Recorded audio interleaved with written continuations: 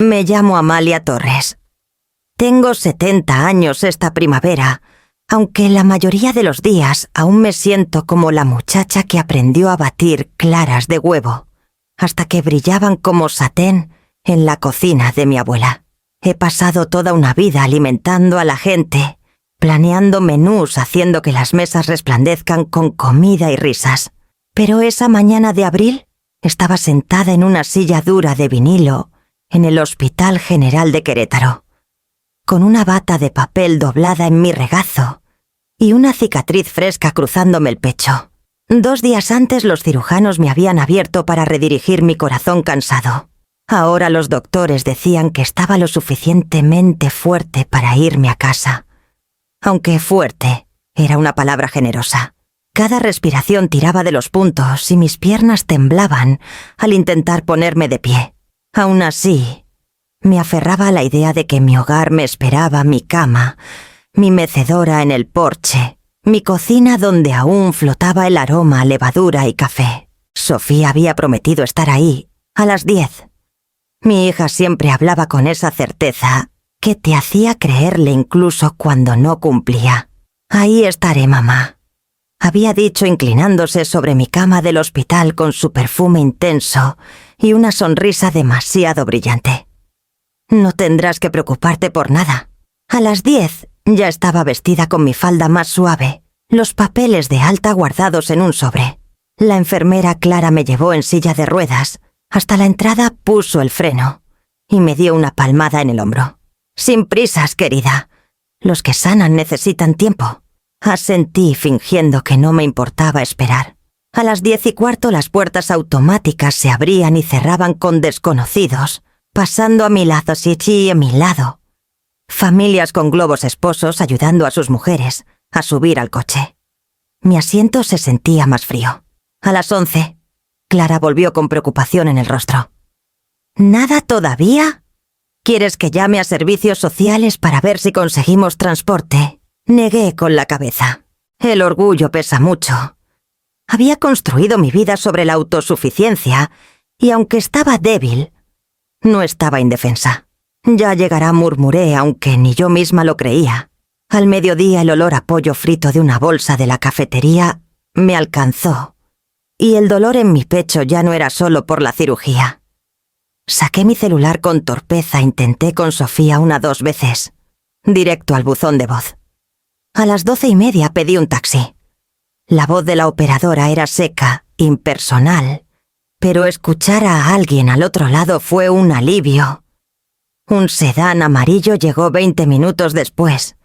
El conductor me miró en la silla de ruedas, luego al sobre que apretaba en mi regazo. No ofreció compasión, solo abrió la cajuela. Eso me bastó. Al deslizarme en el asiento trasero me dije que primero pasaría por la oficina de renta de autos. Si Sofía me olvidó aquí, no iba así a arriesgarme a esperar de nuevo por comida o citas médicas. Quería llaves en la mano, control sobre lo poco que aún tenía. El taxi se incorporó al tráfico del mediodía con el río Lerma, brillando a lo lejos. Me recosté, el dolor radiando con cada bache en el camino, pero me sostuve con un solo pensamiento. Si mi hija no venía por mí, yo misma me llevaría a casa. El taxi me dejó frente a una oficina de renta de autos, un edificio bajo de ladrillo, entre una casa de empeño y un local de préstamos rápidos. El sol de abril era intenso, reflejándose en los parabrisas y calentándome la cabeza donde el cabello gris se adelgazaba.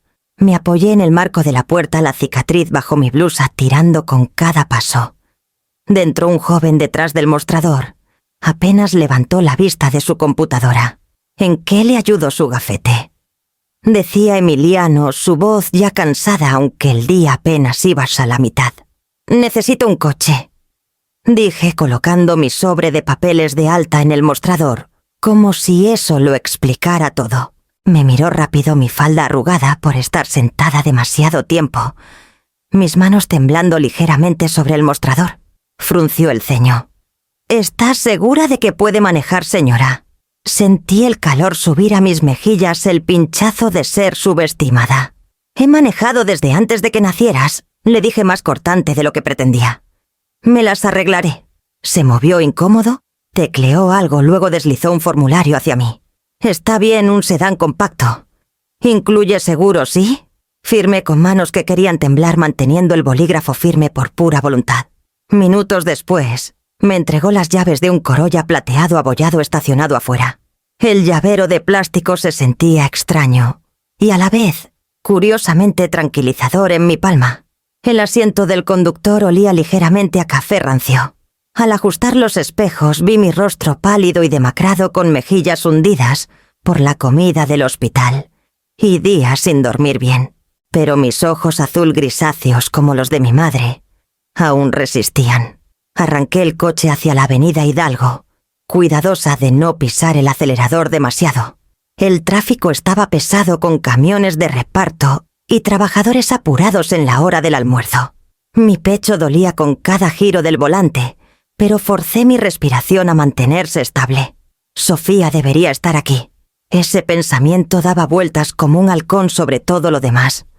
Sabía de la cirugía, sabía que estaría frágil. Intenté imaginar qué pudo haberla detenido. ¿El trabajo? ¿Tomás necesitando algo? O tal vez, y esto era lo que más intentaba enterrar, tal vez no había olvidado nada. Tal vez simplemente no le importaba. Las calles pasaban borrosas paredes con murales nuevos, cafés, brotando donde antes había fondas. Querétaro había cambiado con esquinas modernizadas, reemplazando las familiares. Recordé cuando empujaba la carreola de Sofía por estas banquetas hace décadas, sus manitas regordetas atrapando el aire, su risa clara como campana. Recordé las noches balanceando cuentas en la mesa de la cocina, tras el funeral de su padre con el olor a flores de difunto, aún pegado a las cortinas. Trabajé 2 turnos entonces, mañanas en el salón de eventos, noches, horneando pasteles para la fonda de la calle Juárez, solo para mantener un techo sobre nuestras cabezas. Cada peso ahorrado era para Sofía viajes escolares, vestido de graduación, colegiatura. Reduje la velocidad en un semáforo cerca del jardín CNA. El tejido cicatricial en mi pecho latía y por un momento me sentí mareada, los bordes del camino nadando. Mi pie apretó el freno demasiado fuerte. El coche dio un salto y una bocina sonó detrás de mí. Mi pulso se aceleró, el miedo arañándome la garganta.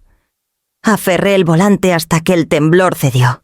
Unas respiraciones profundas me estabilizaron, pero la advertencia fue clara.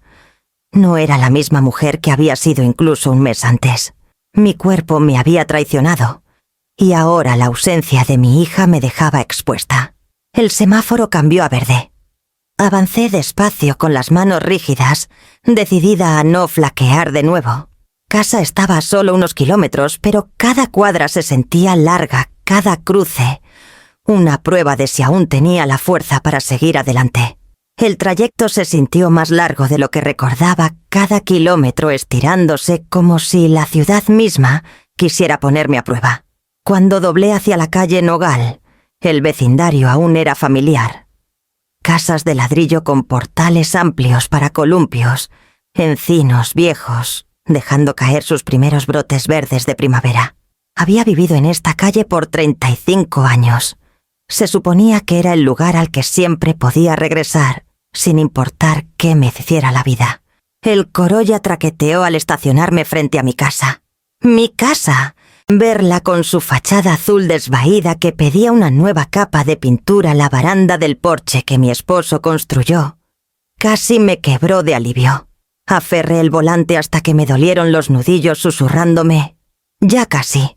Bajarme del coche fue más difícil de lo esperado. Mis piernas temblaban, la herida en el pecho tirando mientras me apoyaba en la puerta. Pero llegué al sendero con las llaves tintineando en mi mano temblorosa. La cerradura se veía diferente. Al principio pensé que eran mis ojos borrosos por el cansancio. Me acerqué con el corazón latiendo rápido. El cerrojo de latón era nuevo, brillante donde debería estar opaco por años de mis dedos girándolo. No murmuré. Deslicé la llave en la ranura e intenté girar. No se movió. Lo intenté de nuevo girando hasta que el dolor me subió por el brazo. Nada. La confusión me golpeó primero. ¿El cerrajero vino por error? Algún malentendido rebusqué en mi bolsa por mi celular, lista para llamar a Sofía. Antes de que pudiera, una sombra se movió detrás de la ventana frontal. La cortina se corrió. El rostro de Tomás apareció nítido bajo el sol. Sus ojos se encontraron con los míos sin un atisbo de sorpresa, como si me hubiera estado esperando. Lentamente abrió la ventana y la empujó hacia arriba. «¿Qué haces aquí?» Su voz no tenía calidez ni cortesía. «Vivo aquí», dije aún sosteniendo la llave inútil en mi mano. «Esta es mi casa». Negó con la cabeza. «Ya no». Mi pecho se apretó no por los puntos esta vez, sino por la crudeza de sus palabras. «¿Qué quieres decir? ¿Dónde está Sofía?» «No está aquí». Apoyó los codos en el alféizar inclinándose lo suficiente para que oliera su loción. «Tienes que irte, Amalia. ¿Ya no vives aquí?» Por un momento pensé que había escuchado mal, que los medicamentos o el cansancio me hacían imaginar cosas. Pero la dureza en sus ojos, la finalidad en su tono, me decían que cada palabra era intencional. «Tomás, esta es mi casa. He vivido aquí desde que Sofía era niña. Su padre...» Mi voz se quebró. «No puedes simplemente decirme que me vaya». Su mirada se deslizó hacia la calle, luego volvió. «Las cerraduras fueron cambiadas. Ya no es tu lugar. No hagas esto más difícil de lo necesario». Retrocedí un paso aferrándome a la baranda del porche. Mi respiración se volvió superficial, el pánico creciendo. Presioné una mano contra mi pecho como si pudiera estabilizar mi corazón por la fuerza. Desde atrás de él, creí escuchar una voz ligera femenina apagada, pero la cortina se cerró antes de que pudiera estar segura. La ventana se cerró de golpe con una finalidad absoluta. Me quedé allí en el porche con la llave aún apretada en mi palma, sus bordes mordiendo mi piel. El aire se sentía más frío, la casa de pronto desconocida, como si en las horas que estuve fuera se hubiera transformado en algo hostil. La cerradura brillaba bajo el sol de la tarde burlándose de mí. Había luchado contra la cirugía, el dolor, la soledad, todo para volver aquí. Y ahora el único lugar que pensé que era mío se había convertido en la casa de un extraño. Me senté en el escalón más alto del porche, demasiado aturdida para moverme, demasiado asustada de lo que podría encontrar si lo hacía. Los sonidos del vecindario seguían: niños jugando en la calle, un perro ladrando, el leve zumbido del tráfico, mientras mi mundo se partía en silencio. No recuerdo cuánto tiempo estuve sentada allí, congelada en el escalón del porche. Mi pecho dolía y sentía los puntos tirando con cada respiración superficial. La cerradura brillaba como un desafío que no podía enfrentar. Entonces la puerta se abrió detrás de mí, no de par en par, solo lo suficiente para que Sofía saliera. Dio un paso al porche con un vestido planchado, el cabello recogido, el rostro pálido, pero con una expresión que me recordaba demasiado a su padre cuando se preparaba para dar malas noticias. «Mamá», dijo suavemente. El sonido de su voz debería haberme calmado, pero en cambio, solo profundizó el dolor en mi pecho. «Sofía», susurré. «¿Por qué no puedo entrar a mi propia casa?» Evitó mis ojos cruzando los brazos como si tuviera frío. «No deberías estar aquí. Intentamos hacer esto más fácil». «¿Más fácil?» Mi voz se quebró en la palabra. «¿Más fácil que qué? Que me dejen fuera de la casa donde te crié». Sus hombros se alzaron, luego cayeron. «Firmaste los papeles en el hospital, mamá. Ya no eres dueña de la casa. Tomás y yo. Ahora nosotros manejamos las cosas. El mundo se ladeó». «¿Papeles?» Sofía metió la mano en su bolsa y sacó una carpeta ordenada. La sostuvo como un escudo, abriéndola para mostrarme páginas selladas por un notario. «Poder notarial. Escritura de donación. Los firmaste ambos. Todo es legal».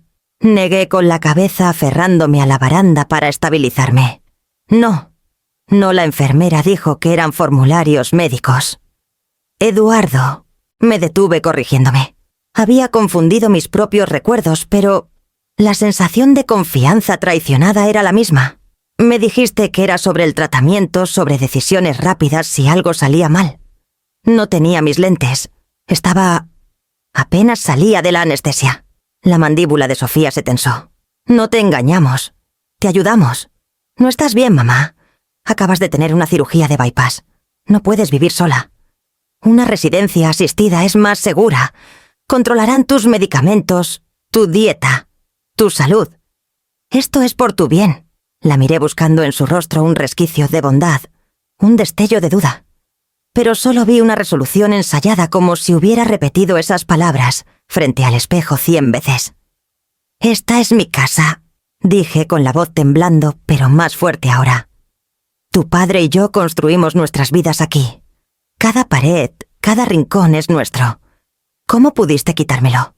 Sofía se movió incómoda echando un vistazo a la ventana cerrada, donde imaginé a Tomás escuchando. «Mamá, no entiendes lo difícil que ha sido para mí. Para nosotros. Tuve que tomar decisiones.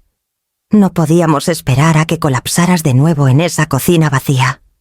¿Y si nadie te encontraba la próxima vez? Y la solución», dije con las palabras rasgándome como vidrio roto, «fue despojarme de todo, mentirme mientras estaba medio drogada y robar el único lugar que me queda en este mundo». Sus ojos brillaron, pero no podía distinguir si era por vergüenza o enojo. «Estoy intentando cuidarte», dijo, «aunque no lo veas ahora». Sentí las lágrimas llegar calientes e indeseadas deslizándose por mis mejillas. El cuidado no viene con cerraduras cambiadas. El cuidado no viene con echar a alguien de su propio hogar. Eso no es cuidado, Sofía. Eso es traición. Por un momento, algo cruzó su rostro, un temblor, una duda, pero entonces la voz de Tomás llamó desde dentro cortante. «Sofía». Ella se enderezó apretando la carpeta contra su pecho. «Por favor, mamá, no hagas esto más difícil». Dio un paso hacia la puerta con la voz más baja. «Ya está hecho». La puerta se cerró tras ella dejándome en el porche con el peso de una firma que había borrado mi vida. Los papeles en los que confié ahora eran cadenas atándome, no a la seguridad, sino al exilio. El letrero de neón parpadeaba sobre mí. Posada del Bajío. 800 pesos la noche, cable gratis, desayuno continental. Las letras zumbaban débilmente en el aire húmedo de la noche. La avenida Hidalgo estaba viva, con el tráfico, los faros cortando la llovizna. Pero el estacionamiento estaba casi vacío. Estacioné el coche rentado en un espacio agrietado y me quedé un momento con ambas manos aferrando el volante. La casa que había dejado atrás parecía de otra vida, aunque apenas una hora antes estaba parada en su porche. Dentro el mostrador olía a café rancio y desinfectante. Una mujer con cabello teñido de rojo y delineador grueso se apoyaba en el mostrador desplazando en su celular. Solo levantó la vista cuando carraspeé. «Una habitación», dije. Mi voz sonaba débil como si tuviera que cruzar un océano para llegarle. «Identificación y tarjeta». Extendió la mano aburrida rutinaria. Rebusqué en mi bolsa con dedos temblorosos mientras le pasaba mi credencial y tarjeta de débito. Me las devolvió un minuto después junto con una tarjeta llave desgastada. 206, segundo piso. Las escaleras están al final del pasillo. Subir las escaleras fue como escalar una montaña. Para cuando deslicé la tarjeta en la cerradura. Mi pecho latía y mi respiración venía en jadeos. La puerta se abrió a una habitación que olía ligeramente a cloro y alfombra húmeda. Una cama hundida en el centro. Un tocador con una esquina abollada. Un televisor zumbando en la pared con estática danzando en la pantalla. Me hundí en la cama sin quitarme el abrigo. Los resortes crujieron bajo mi peso. Por un largo rato solo me quedé ahí, mirando el papel tapiz con patrones de esos que intentan ocultar manchas, pero fallan. Finalmente saqué de mi bolsa el frasco naranja de pastillas que me dieron en el hospital. 2 tabletas blancas cayeron en mi mano. Las tragué en seco, el sabor a tiza atrapándose en mi garganta. El televisor cobró vida cuando presioné el botón del control. Una risa grabada de comedia llenó la habitación, demasiado brillante, demasiado artificial. Bajé el volumen hasta que fue solo un murmullo, un ruido de fondo para evitar que el silencio me tragara entera. Recostada cerré los ojos y pensé en Eduardo. Las manos de mi esposo fuertes, callosas en las vigas de esa casa cuando éramos jóvenes, y la construíamos juntos, cada clavo martillado, con promesas de eternidad. El jardín que plantamos, el roble pequeño que él insistió, crecería más alto que el tejado algún día. Tenía razón. Lo había hecho. Su risa había llenado esas paredes. Su voz me había sostenido cuando las noches eran largas y el dinero escaseaba. Y después, cuando la enfermedad se lo llevó, le prometí que cuidaría esa casa. ¿Por mí? Por Sofía. Por la vida que construimos. Ahora las cerraduras estaban cambiadas, la escritura firmada bajo mentiras, y yo estaba en una habitación de motel que olía a moho, aferrando una bolsa con los últimos pedazos de mi vida dentro. Abrí la bolsa y conté 3 billetes de 200, un puñado de billetes arrugados, de 20 monedas, que tintineaban huecas en mi palma. Apenas suficiente para unas noches aquí, para comida, gasolina, medicinas. Mi pensión aún se depositaba cada mes, pero ¿por cuánto tiempo antes de que Sofía y Tomás encontraran una forma de tocar? Eso también. Las lágrimas quemaron detrás de mis ojos, pero las tragué. Llorar no cambiaría la realidad. Las paredes que guardaban mis recuerdos se habían ido, y yo estaba en un espacio que no le pertenecía a nadie, mucho menos a mí. Me recosté en la almohada delgada con la risa grabada susurrando desde el televisor y dejé que el peso del día me aplastara hasta que no podía distinguir si el dolor en mi pecho era por los puntos o por algo mucho más profundo, algo que palabras como hogar y familia ya no cubrían. La mañana se filtró en la gran habitación del motel por cortinas delgadas, pálida y fría. Me levanté lentamente, cada movimiento rígido, el cansancio de la noche aún pesado en mis huesos. Las pastillas aliviaban el dolor, pero me dejaban aturdida, un poco inestable. Para cuando me subí al Corolla y lo dirigí al súper más cercano, sentía el tirón hueco del hambre. La tienda en la avenida Hidalgo era una que había visitado muchas veces a lo largo de los años, aunque nunca con tal vacío en el pecho. La campana sobre la puerta sonó cuando entré, el aire cargado con el aroma a pan y café. Mi cuerpo, sin embargo, me traicionó, las rodillas me temblaron, la vista se me nubló y me tambaleé. «Tranquila, señora Torres». La voz me estabilizó. Un hombre alto con cabello canoso y mangas arremangadas apareció de detrás del mostrador. Sus ojos se abrieron al verme. «Amalia, Dios mío, estás pálida. Siéntate antes de que te caigas». Me guió suavemente a una silla de madera cerca del mostrador de panadería. Mi pecho se apretó de nuevo y presioné una mano contra él, avergonzada por mi debilidad. Mateo Vargas se presentó, aunque lo recordaba bien. Había manejado esa tienda por décadas, surtiendo al vecindario con productos y paciencia por igual. «No te he visto en meses». «Un té». Asentí, incapaz de confiar en mi voz. Unos minutos después puso una taza humeante frente a mi manzanilla por el aroma y se agachó un poco para que nuestros ojos se encontraran. Noche difícil, por decirlo de alguna manera. Mi voz rasgó. No le conté todo como podría, pero admití que acababa de salir del hospital, que Sofía no había venido, que no estaba en casa. Mi garganta se cerró en las últimas palabras. La mandíbula de Mateo trabajó como si estuviera conteniendo enojo por mí. «Nadie merece eso», dijo simplemente. Su tono no tenía lástima, solo un respeto tranquilo. Una mujer se acercó entonces con pasos suaves sobre el azulejo. Tenía ojos amables detrás de lentes de armazón metálico y un delantal espolvoreado con harina. «Creí escuchar tu nombre». Puso una canasta de bolillos en la mesa. «Soy Elena, la esposa de Mateo. No te preocupes, nos aseguraremos de que no estés sola en esto». Sus palabras me sorprendieron. Tenían una certeza que no esperaba de nadie, mucho menos de personas que no me debían nada. Elena miró a Mateo, luego a mí. Hago la contabilidad para la mitad de los negocios de este vecindario. Si necesitas revisar asuntos legales o papeles, podría indicarte el camino correcto.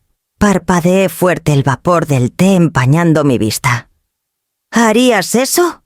Por mí, claro, dijo como si fuera lo más natural del mundo. El té calentó mis manos.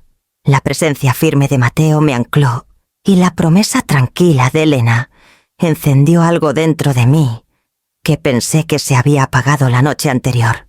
Por primera vez desde el hospital, sentí los primeros destellos de fuerza, no porque mi familia me hubiera apoyado, sino porque extraños habían elegido hacerlo. La tarde siguiente estaba sentada en la mesa de la cocina de los Vargas. Era un espacio pequeño y ordenado, detrás de la tienda, del tipo donde el olor a pan horneado parecía vivir en las paredes. Elena había esparcido una pila de carpetas y una laptop sobre la mesa con los lentes bajos en la nariz. Mateo rondaba cerca rellenando nuestras tazas con café, aunque sus miradas atentas eran más para mí que para las tazas. No suelo meterme en los asuntos privados de otros, dijo Elena suavemente, pero dado lo que nos contaste ayer, pensé que sería mejor revisar los registros del juzgado. Todo lo que involucra transferencia de propiedades es de registro público.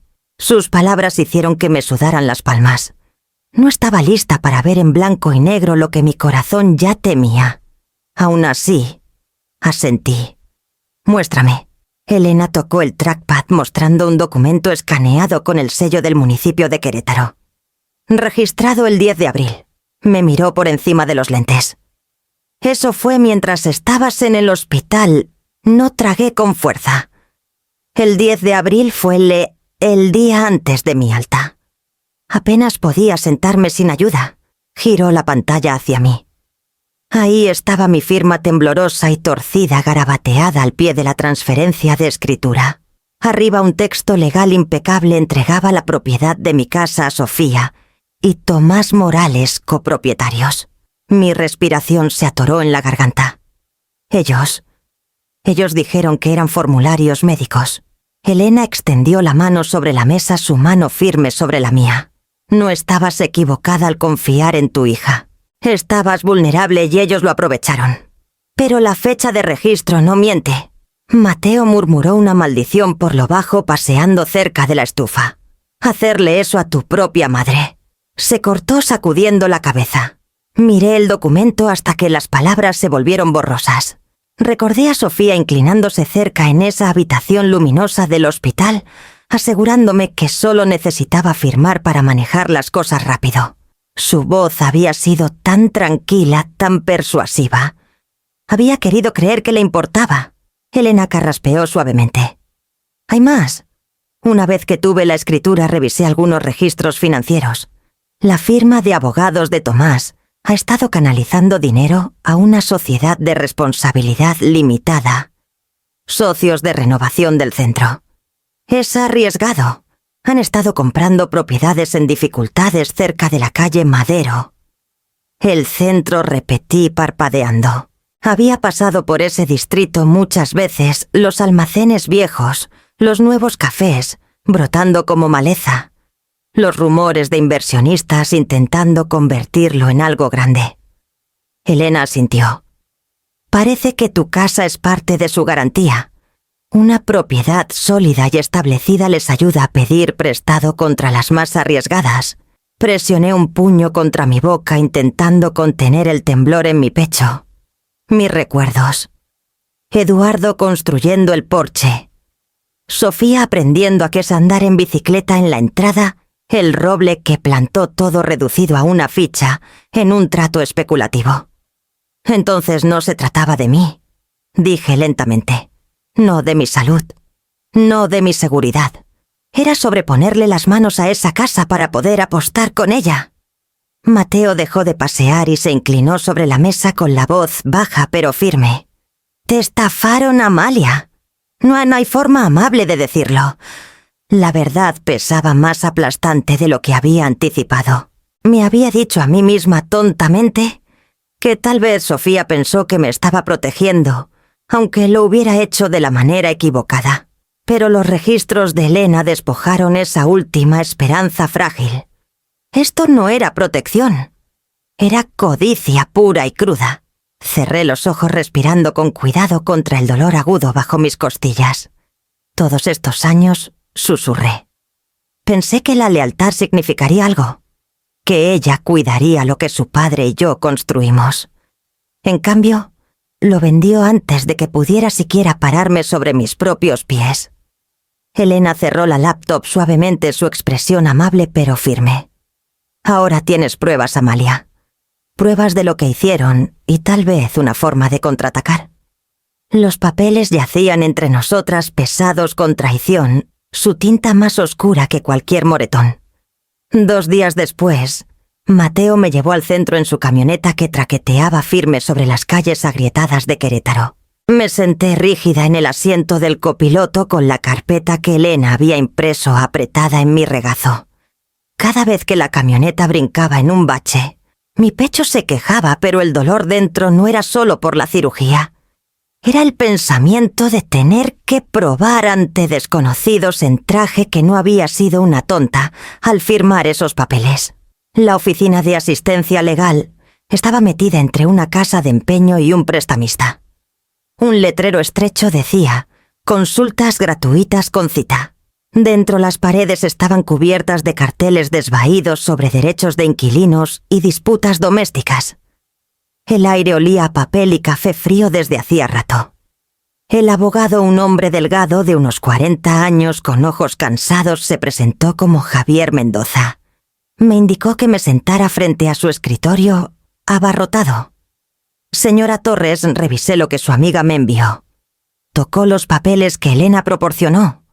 La transferencia de escritura, la notarización, el poder notarial. Levantó la vista cruzando las manos. La han agraviado. Pero estar agraviada y que sea ilegal son 2 cosas distintas. Sentí un nudo en el estómago. ¿Entonces no tengo caso? Se inclinó hacia adelante. No del todo. Es difícil, pero no imposible. La clave es la capacidad. Si firmaste mientras estabas bajo sedación fuerte, o sin entender los documentos, un juez podría anularlos. Si hubo tergiversación, si tu hija te dijo que solo eran formularios médicos, eso fortalece tu reclamo. Mis manos temblaron en mi regazo. Recordé la voz tranquila de Sofía en esa habitación del hospital, los papeles puestos frente a mí. Mi mente nublada confiando en su palabra. ¿Tienes a alguien del hospital que pueda testificar?, preguntó Javier. Un nombre surgió de inmediato. Clara. Era mi enfermera. Me vio luchando por mantenerme despierta algunos días. Incluso me ayudó a llamar a Sofía una vez. Javier asintió. Si está dispuesta a testificar sobre tu condición el 10 de abril, eso sería importante. Pero aquí viene lo difícil. El litigio es largo y costoso.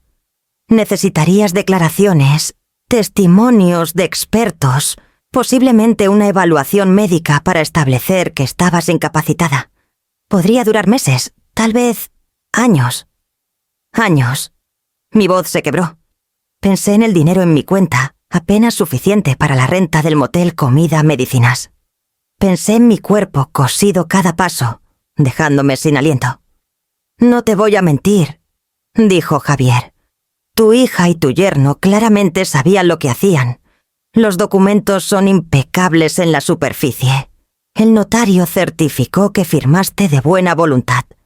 Para anularlo necesitarás pruebas lo suficientemente fuertes para contrarrestar tanto los papeles como sus abogados. La carpeta en mi regazo de pronto se sintió como ladrillos. Entonces me estás diciendo que pueden robarme mi vida con una pluma y yo tendría que desangrarme para contraatacar. La mirada de Javier se suavizó. Te estoy diciendo que la pelea será cuesta arriba, pero si quieres escalarla podemos. A veces solo presentar la demanda hace que la otra parte reconsidere su confianza. Me quedé allí mirando el escritorio abarrotado de expedientes, la alfombra gastada bajo mis zapatos. Cada fibra de mí gritaba agotamiento, susurraba que era demasiado vieja, demasiado frágil. Pero bajo el cansancio había algo más agudo, un hilo de acero que no había sentido en años. «Piensan que me rendiré», murmuré. «Piensan que dejaré que me entierren antes de mi tiempo». Mateo, sentado en silencio detrás de mí, carraspeó. «Entonces no lo hagas». Miré a Javier. «Encuentra a Clara». «Pelearé, no importa cuánto tiempo tome». Por primera vez desde que entré el abogado, sonrió no ampliamente, pero con respeto. «Entonces empecemos». La habitación del motel me desgastó rápido. El olor a moho se pegaba así a mi ropa y las paredes parecían cerrarse más cada noche. Después de una semana, Mateo apareció una tarde con su paso tranquilo y determinación silenciosa, sosteniendo un juego de llaves que tintineaban suavemente. «Tengo un lugar para ti», dijo. Parpadeé agotada por otra noche sin descanso. «¿Qué quieres decir?», asintió hacia la calle. «El departamento arriba de la tienda. Está vacío. Necesita un poco de limpieza, tal vez unas cortinas. Pero es tuyo si lo quieres. Sin costo». La oferta me dejó atónita. «No puedo vivir de tu generosidad, Mateo. Considéralo un intercambio», dijo con firmeza. «Has pasado tu vida alimentando a la gente. Elena y yo podríamos usar a alguien que ayude con ideas nuevas para el mostrador de panadería. Nos ayudarás más de lo que crees». Quise discutir, pero la calidez en sus ojos me silenció. Esa noche empaqué mis pocas pertenencias y lo seguí por la escalera angosta detrás de la tienda. El departamento era pequeño, una sola habitación con una cama, un tocador maltrecho y una cocinita no más grande que un armario. Pero la ventana daba a la calle de abajo, y cuando la abrí, el aire fresco entró a raudales. Comparado con el motel, se sentía como la luz del sol tras una tormenta. La primera mañana que desperté allí, me encontré de pie en la cocinita pasando la mano por el mostrador rayado. Mis dedos añoraban un cuchillo o una tabla de cortar, el ritmo de picar verduras. Por impulso bajé y compré cebollas, zanahorias y huesos de pollo del mostrador de carnicería de Mateo. De vuelta arriba saqué una olla abollada que encontré en el gabinete y la puse en la estufa. El chisporroteo de las cebollas al tocar el aceite caliente fue música que no sabía que extrañaba. Las zanahorias se ablandaron, el caldo hirvió y pronto el vapor empañó la pequeña ventana.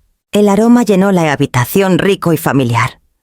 Esa tarde también horneé pan. Elena había dejado una bolsa de harina en mi puerta, una bondad silenciosa. Amasé la masa lentamente, cuidadosa, con mi pecho en recuperación, pero el movimiento me estabilizó. Mis brazos recordaban lo que mi corazón casi había olvidado, que crear era su propia forma de fuerza. Cuando el pan salió dorado del horno, me senté a la mesa con un tazón de sopa y una rebanada gruesa de pan con mantequilla derritiéndose en su superficie. El sabor era humilde, pero perfecto.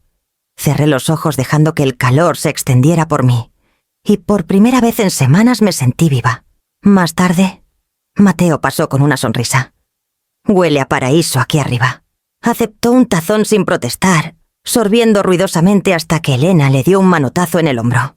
«Esto es más que comida», dijo Elena suavemente, sosteniendo su cuchara como si fuera frágil. «Es la vida volviendo». Sus palabras se hundieron en mí. Tenía razón. Cocinar en esa pequeña cocina no era solo sobre comer, era sobre recordar quién era antes de que la traición me quitara el aliento. Con cada revuelto en la olla, cada rebanada de pan recuperaba un pedazo de mí misma. Lavé los platos lentamente con las manos cálidas por el agua y miré alrededor del pequeño departamento. No era la casa que Eduardo y yo construimos.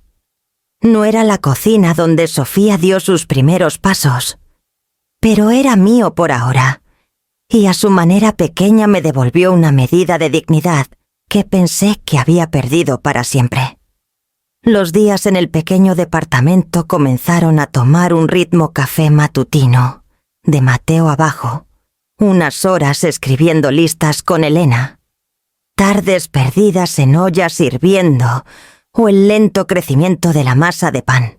Pero bajo la comodidad, una inquietud silenciosa me carcomía. Cada vez que miraba la carpeta de documentos en el tocador, el mismo pensamiento surgía. Sofía y Tomás habían robado más que mi hogar. Habían robado el suelo bajo mis pies. Una noche, Elena subió con su laptop bajo el brazo. Tenía esa mirada en el rostro, la de alguien que había encontrado más de lo que quería. Puso la computadora en la mesa alisando la tela de su falda con manos nerviosas. «Creo que deberías ver esto», dijo. Acerqué mi silla. La pantalla brillaba con una cadena de correos, nombres y asuntos apilados como ladrillos. Elena tocó el primero. «Estos son del portal de registros públicos del municipio. A veces los desarrolladores son descuidados. Archivos adjuntos se vuelven buscables si sabes dónde mirar». Leí el asunto en voz alta. «Aviso de plazo de garantía, 7 días». Las palabras se hundieron como piedras. Elena abrió el correo. El contenido era breve y profesional, pero su significado era claro. Sofía y Tomás tenían hasta el 15 para presentar garantías adicionales para su proyecto de reurbanización en el centro. Si fallaban, el banco exigiría el pago total del préstamo. Mi garganta se apretó. «¿Garantía?», susurré. «Sí», dijo Elena suavemente. «Tu casa. Les dio ventaja. Sin ella su proyecto está al borde». Me recosté en la silla, la cicatriz en mi pecho tirando al hacerlo. Una ola de náusea subió caliente y amarga. El porche que Eduardo construyó, las habitaciones que guardaban nuestras vidas, reducido a una ficha en su apuesta de alto riesgo. 7 días, murmuré. Las palabras se sentían como un reloj de cuenta regresiva, iniciando en mi cabeza cada segundo más fuerte que el anterior. Elena cerró la laptop suavemente como si el peso de los correos pudiera romperla. «Sé que esto es doloroso, pero también es una oportunidad. La presión cambia a la gente, Amalia.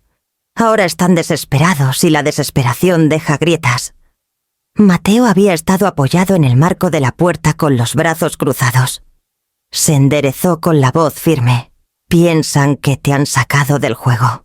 Pero si el banco se entera de que te engañaron para obtener esa escritura, si sospechan que su garantía no es limpia, todo esto podría derrumbarse antes de que despegue». Me froté las sienes. El agotamiento me presionaba, pero bajo él destellaba algo agudo: resolución. «Entonces el tiempo es lo único que no tienen». Elena asintió. «Exacto. Cada día que pasa sin que aseguren más garantías es otro día que puedes presionar. Si actuamos antes del plazo, tu reclamo tiene fuerza». Miré la olla abollada secándose junto al fregadero, el pan enfriándose en el mostrador. En esta pequeña cocina había comenzado a reconstruirme pedazo a pedazo.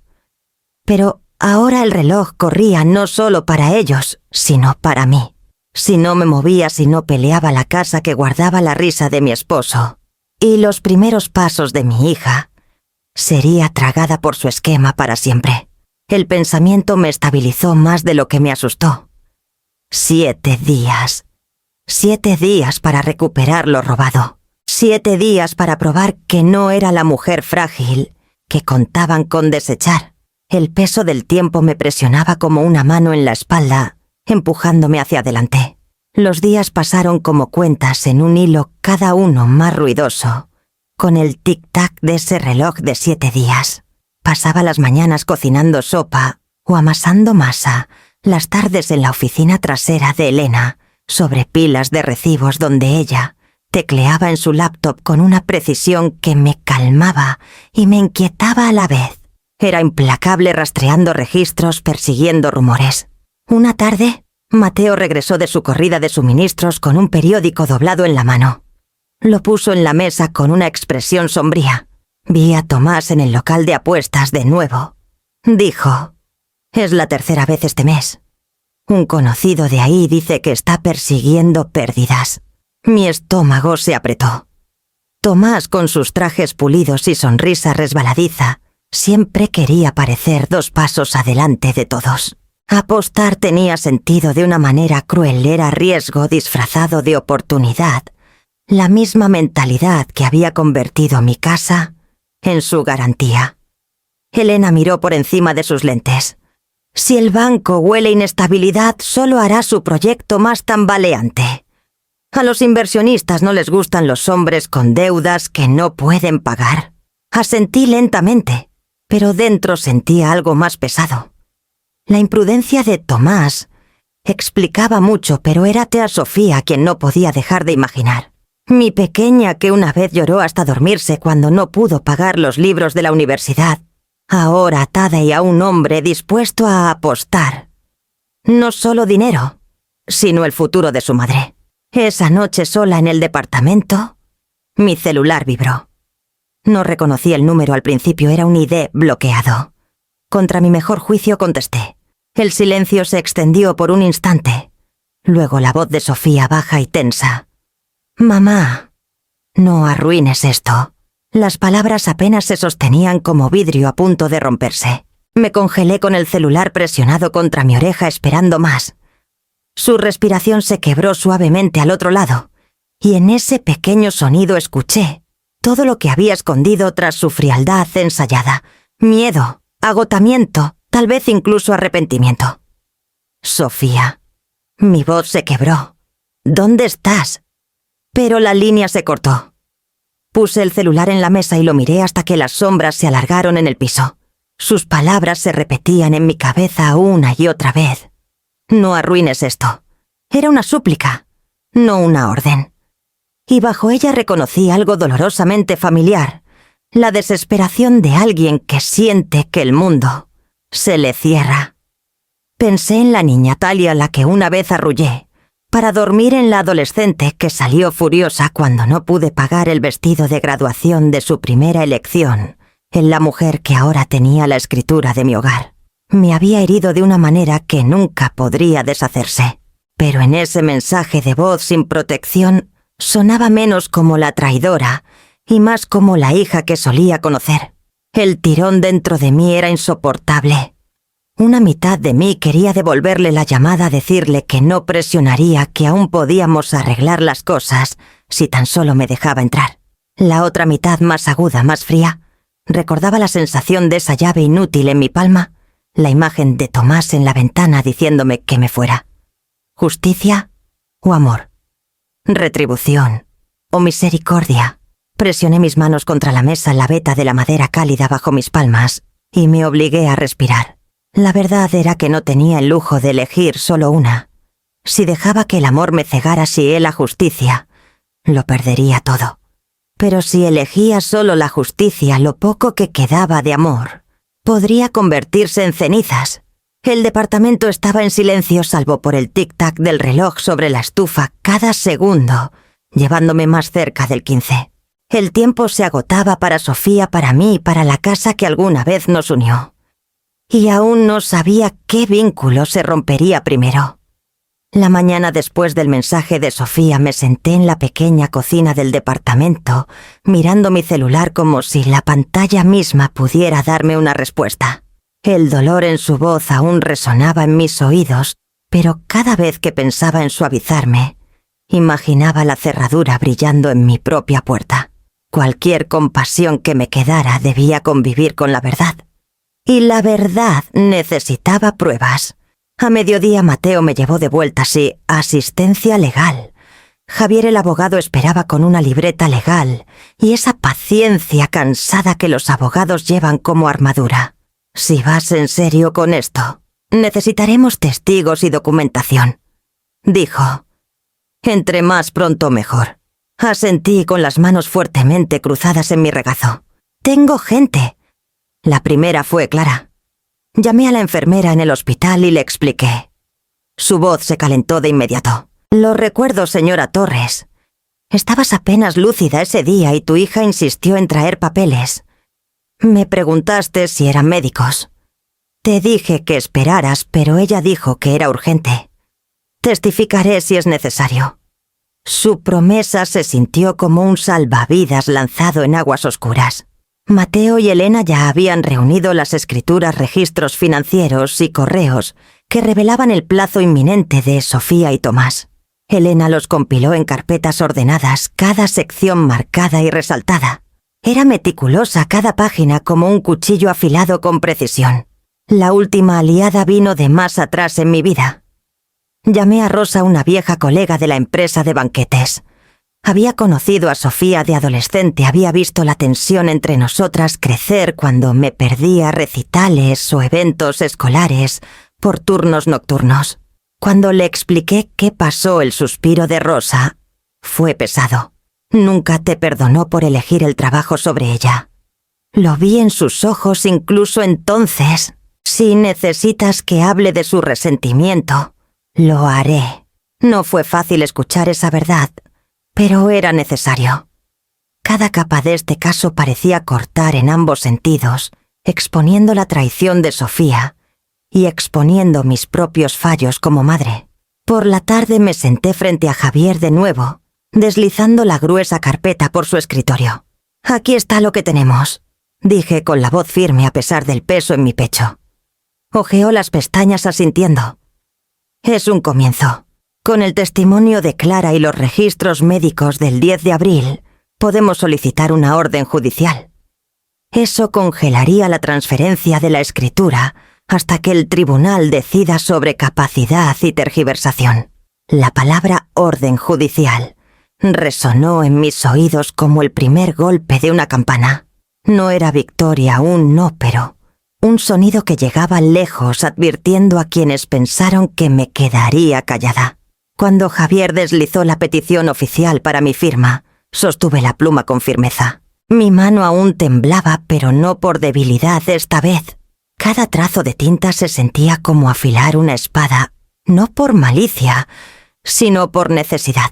Por primera vez desde que salí del hospital sentí que no solo estaba sobreviviendo. Estaba preparándome para pelear. Querétaro se había vestido con sus mejores galas primaverales, la noche de la cena árboles, brotando en la calle Madero escaparates, brillando dorados al atardecer. Mateo estacionó su camioneta a una cuadra del restaurante, uno de esos lugares nuevos y pulidos que parecían más vidrio que ladrillo. A través de las amplias ventanas podía ver los candelabros, escuchar el leve zumbido de voces y el tintineo de cubiertos. Sofía y Tomás habían elegido bien. El restaurante desprendía dinero y confianza, el tipo de lugar donde los inversionistas podían convencerse de que todo era posible. Reconocí a Sofía de inmediato, su vestido negro impecable, su sonrisa más afilada, su mano en el brazo de Tomás, como si lo estuviera estabilizando para la actuación que venía. «¿Lista?», preguntó Mateo en voz baja, sosteniendo la carpeta bajo su chamarra. «Lo más que puedo estar». Mi voz era firme, aunque mi pulso latía en mis oídos. Dentro el maître d' nos llevó hacia el salón trasero, donde un grupo de hombres y mujeres, en trajes a medida, se reunía alrededor de cócteles. Entre ellos estaba una mujer de unos 50 años, con un broche de perlas en su chaqueta, Laura Guzmán, vicepresidenta de Seguros Horizonte, una de las empresas que Sofía y Tomás cortejaban. Elena ahí había encontrado su nombre en los registros. Ella era la clave de su financiación. No nos acercamos a Sofía. Ese no era el plan. En cambio, Mateo y yo esperamos hasta que Laura se apartó para revisar su celular, el murmullo de la sala amortiguando nuestra presencia. «Señora Guzmán», dije suavemente. Levantó la vista cortés pero cautelosa. «Sí», extendí la carpeta. «Lamento interrumpir. Solo necesito un momento. Mi nombre es Amalia Torres». Sus cejas se alzaron ligeramente, quizás reconociendo el nombre de documentos que había revisado. Abrió la carpeta escaneando los papeles de alta del 10 de abril, la transferencia de escritura notariada el mismo día. Hablé en voz baja para que solo ella me oyera. Estaba bajo sedación cuando firmé esos papeles. Me dijeron que eran formularios de consentimiento médico. No lo eran. Mi hija y su esposo los usaron para asegurar garantías para este proyecto. La casa listada aquí me fue quitada bajo engaño. Los ojos de Laura se entrecerraron mientras pasaba otra página. Su profesionalismo nunca vaciló, pero vi el cálculo en su mirada La evaluación de riesgos de reputación de la posibilidad de que Horizonte se viera ligado a algo turbio. Pensé que debía saberlo antes de comprometer fondos. Terminé. Por su protección, no solo la mía. Cerró la carpeta con cuidado deliberado. Gracias, señora Torres. Eso fue todo. Sin promesas, sin drama. Pero sabía tan seguro cómo sentía la cicatriz tirando bajo mi blusa que una grieta se había abierto en la fachada, cuidadosamente construida de Sofía y Tomás. Mateo y yo salimos antes de que Sofía siquiera notara que habíamos estado allí. El aire nocturno golpeó mis pulmones como una liberación. A la mañana siguiente, Elena esperaba en la oficina de la tienda con su laptop abierta.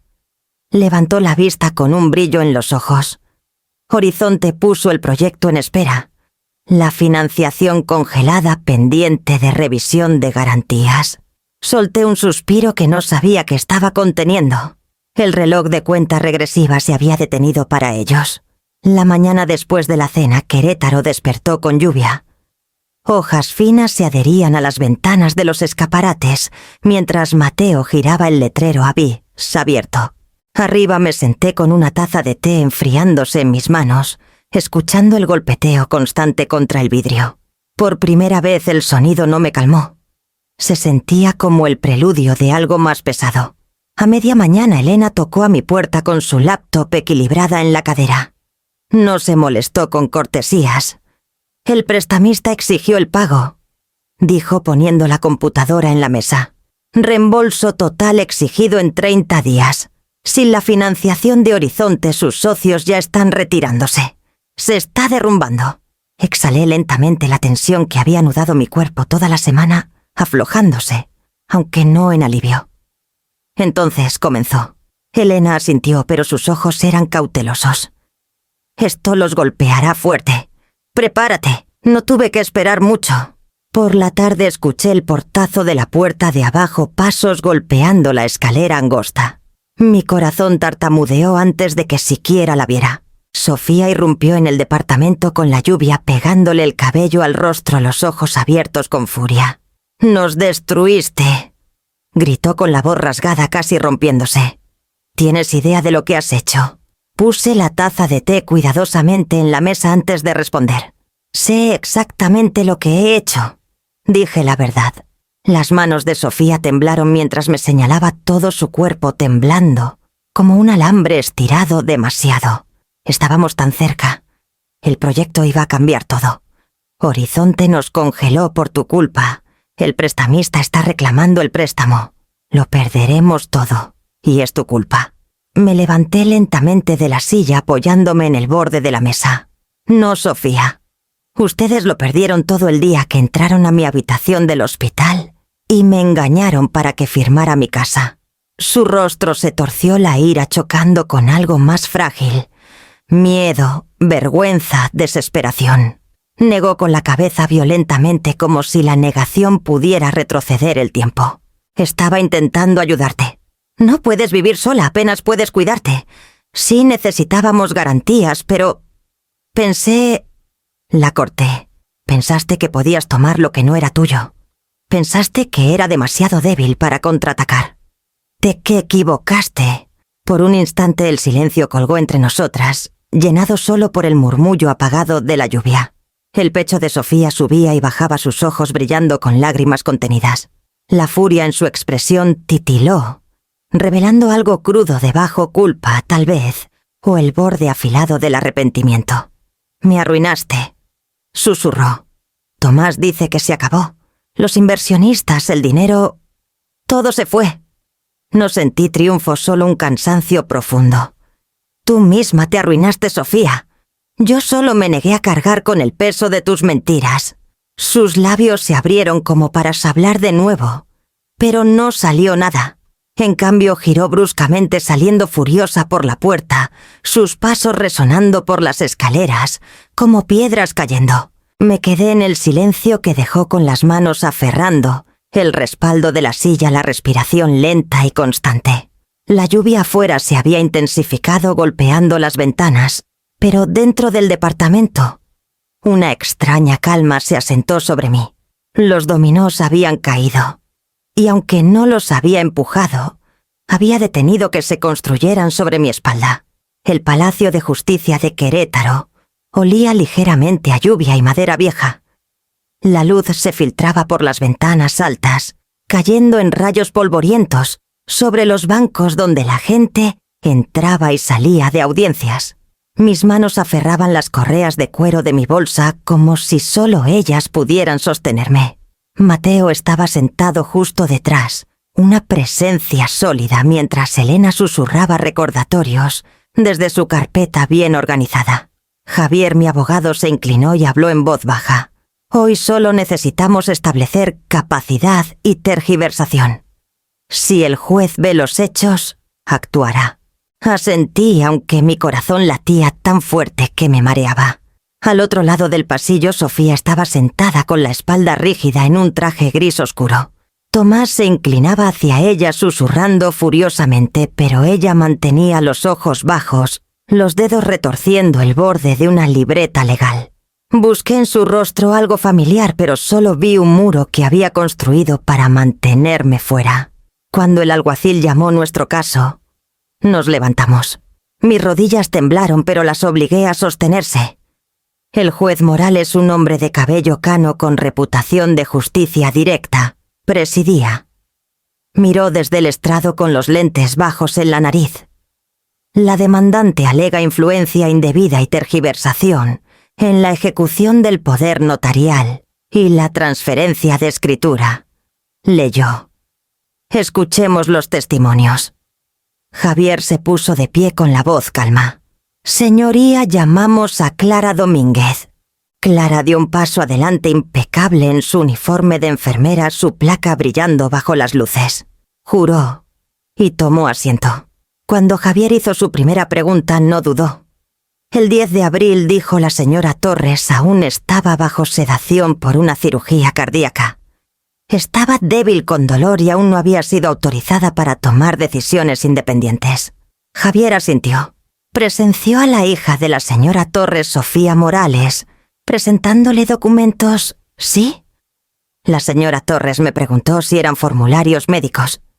Sofía respondió, cito, sí, mamá, solo autorizaciones médicas. La señora Torres firmó mientras estaba acostada con la vista borrosa, su comprensión limitada. Un murmullo recorrió la sala. Presioné mis manos juntas para evitar temblar. Javier presentó mis registros médicos a continuación. Listaban los medicamentos que tomaba: morfina, midazolam, cada uno Circlez en rojo. Estos son sedantes potentes, le dijo al juez. Afectan la memoria, el juicio y el consentimiento. Sin embargo, durante este período los demandados obtuvieron su firma en una transferencia de escritura y un poder notarial amplio. El abogado contrario, un hombre elegante con zapatos lustrados, se levantó para el contrainterrogatorio. Intentó desestabilizar a Clara. Enfermera Domínguez, ¿no es cierto que la señora Torres estaba lo suficientemente alerta para conversar? No asentía y respondía preguntas. ¿Asintió? Sí, respondió Clara con firmeza. Pero estar lo suficientemente alerta para responder no significa estar capacitada para firmar su hogar. Cualquier enfermera entrenada podía ver que no estaba en condiciones de comprender documentos legales. Por eso le advertí que esperara. El contrainterrogador titubeó. Incluso el juez parecía imperturbable por su intento. Javier se volvió hacia mí. Señoría, la confianza de mi clienta fue abusada en su momento más vulnerable. Pedimos que las transferencias sean rescindidas. El silencio que siguió fue denso. El juez Morales se quitó los lentes, se frotó el puente de la nariz y luego habló con un peso mesurado. El tribunal encuentra evidencia suficiente de incapacidad en el momento de la firma, agravada por tergiversación por parte de la hija. La transferencia de escritura y el poder notarial quedan rescindidos. El título revierte a la señora Torres. Caso cerrado. El martillo golpeó agudo como una campana. El alivio me inundó, pero estaba mezclado con duelo. Al otro lado del pasillo, Tomás empujó su silla tan fuerte que chirrió. Salió furioso con la mandíbula apretada. Sofía se quedó sentada un momento más mirando la mesa frente a ella. Sus hombros encorvados, sus manos flojas a los lados. Finalmente se levantó y salió lentamente con la cabeza gacha, sus tacones resonando, como ecos huecos contra el piso. Me quedé donde estaba, con lágrimas picándome los ojos. La victoria sí había llegado. Sí, la casa era mía de nuevo. Los papeles deshechos. Pero no se sentía como triunfo. Se sentía como un entierro.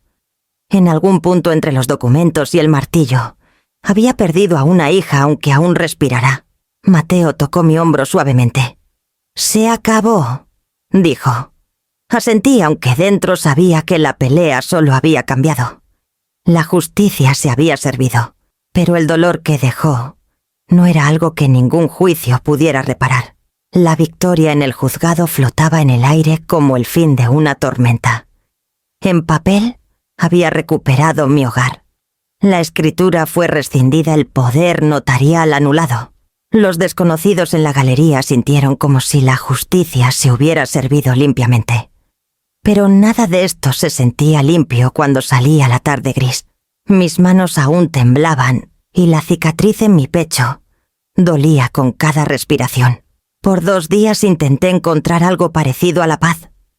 Cociné comidas simples en la cocina de arriba, compartí pan con Mateo y Elena, dejé que el vapor cálido de la sopa empañara mi pequeña ventana. Sin embargo, bajo todo eso, sabía que el silencio de Sofía no duraría. Era un domingo por la noche cuando llegó.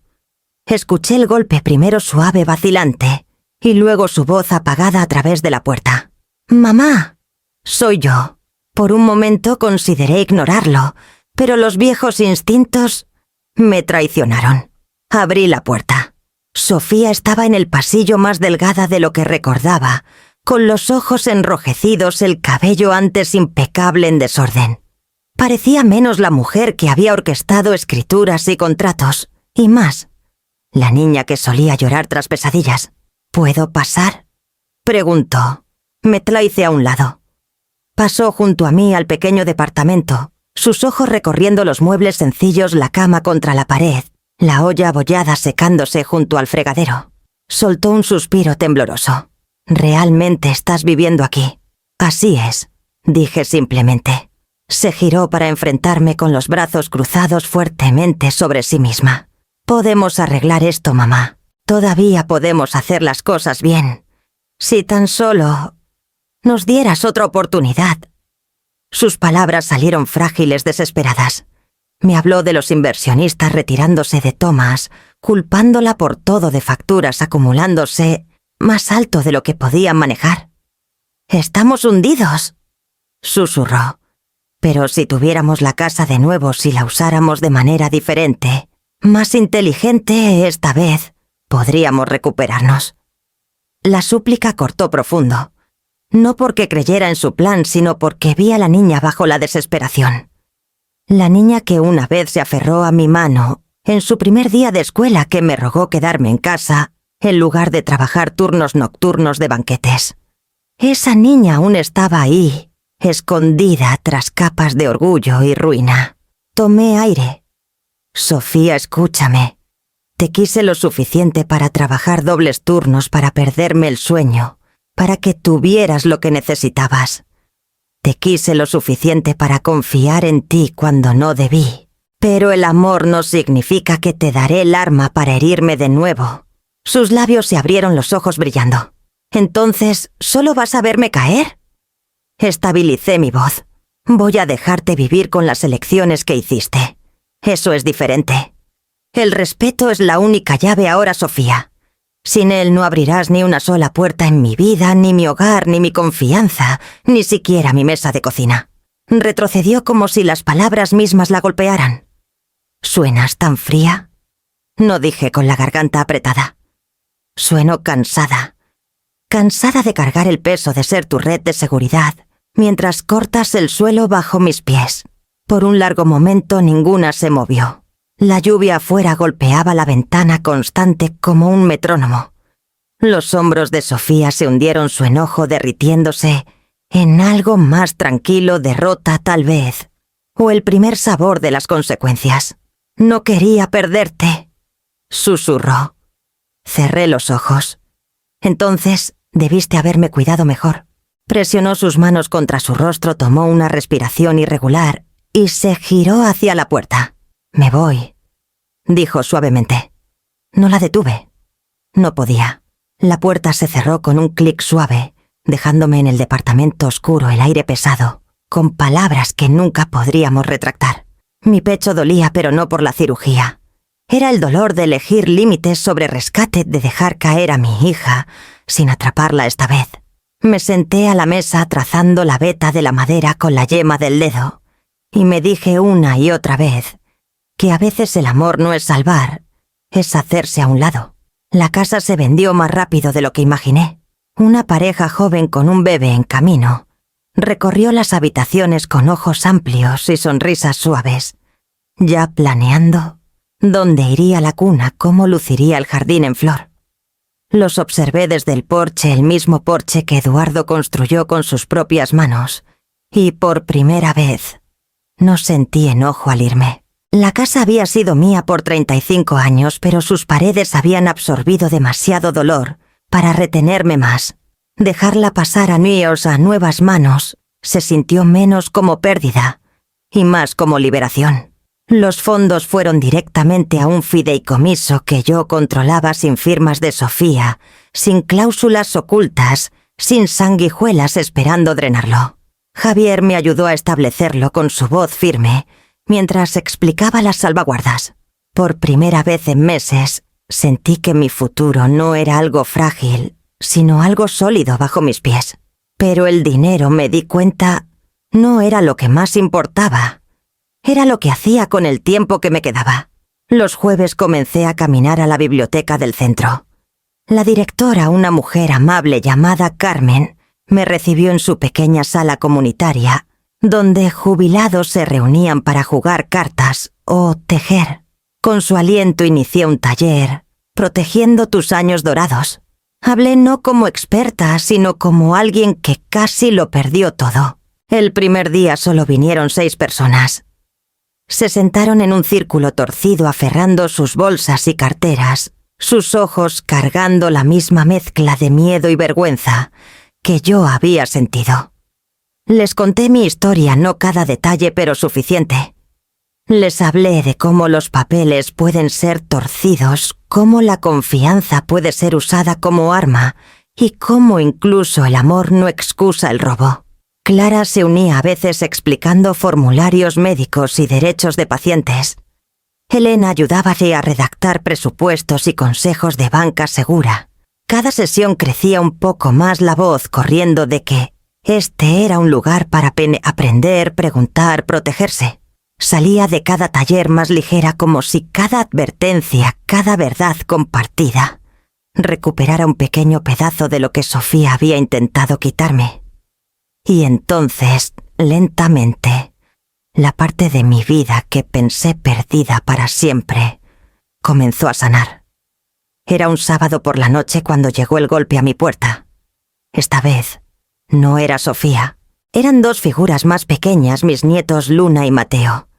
Sus rostros eran tentativos, tímidos, pero cuando abrí la puerta estallaron en sonrisas. Mamá dijo que podíamos visitarte.